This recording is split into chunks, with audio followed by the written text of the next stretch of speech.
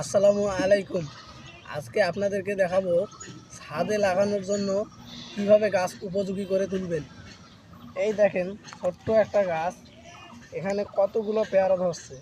এটা একটি golden eight জাতের পেয়ারা। এই গাছে যদি এই পেয়ারা নেই তাহলে সামনে আর আমাদেরকে ভালো ফলন দিবে না, যার কারণে আমরা এই ফলগুলো এখন কেটে দিব। ফলগুলো কেটে দিয়ে গাছটাকে সাইজ করে দিব। সাইজ করে দেওয়ার পর এইখান থেকে নতুন করে 5টা 7টা করে কুশি বের হবে। এই কুশিগুলোতে ভরপুর ফুল ও ফল আসবে। আমরা যদি আরও দেখাই, এই যে এই গাছগুলো আমরা 1 মাস আগে কেটে দিয়েছিলাম। এই যে এই জায়গায়, এই যে এই জায়গায়, এই যে এই জায়গায়, এই যে এখন দেখেন ডাল কত সুন্দর ডাল বের হয়েছে, ফুল সেট আপ হয়েছে। কিছুদিনের ভিতরে ফলও সেট আপ হবে।